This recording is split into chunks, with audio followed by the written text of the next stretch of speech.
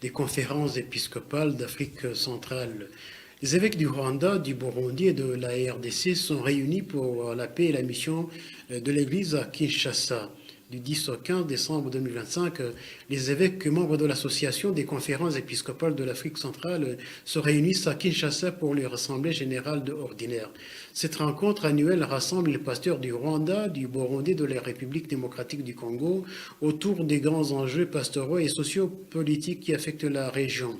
Le Rwanda est représenté par son éminence Antoine Cardinal Kambanda, son excellence Monseigneur Vincent Harulima Ana, évêque de Ruhengeri, son excellence Monseigneur Anakle Mumbaneza, évêque de Nyundo, son excellence Monseigneur Edouard Sinayobie, évêque de Cyangugu, son excellence Monseigneur Célestin Akizima Ana, évêque de Congo. Ils sont accompagnés de l'abbé Kaïsabe Vedaste, secrétaire général de la conférence épiscopale du Rwanda, et de l'abbé Valens Niragi, le secrétaire exécutif de la commission justice et paix.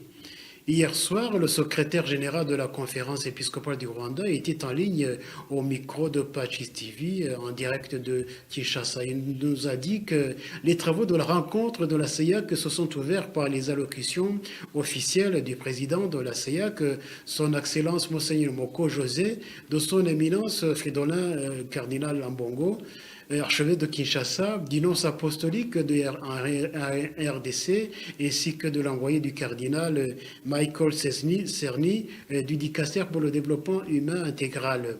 Les participants ont salué les capacités des églises de la sous-région à se retrouver et à dialoguer, même lorsque les États traversent des tensions, estimant que cette collaboration ecclésiale constitue un exemple fort pour la réconciliation des peuples et la promotion de l'unité.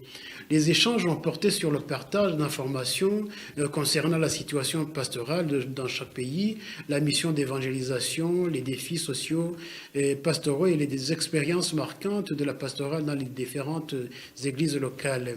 Des rapports ont été également présentés, notamment sur le fonctionnement du secrétariat, l'état des activités menées et la situation financière. Un rapport spécifique a été consacré à la cellule de la communication récemment mise en place au sein de la CEIAC. Par ailleurs, une session de formation sur l'accompagnement des personnes vulnérables a été animée par une spécialiste venue de l'île Maurice.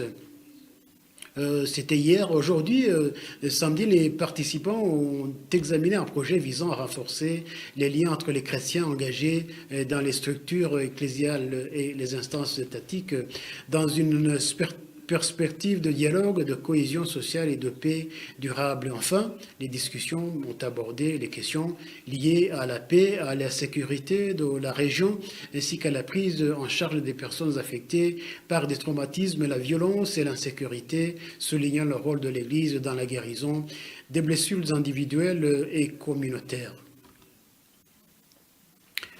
Sa sainteté, Léon XIV invite à repenser l'éducation catholique en Afrique.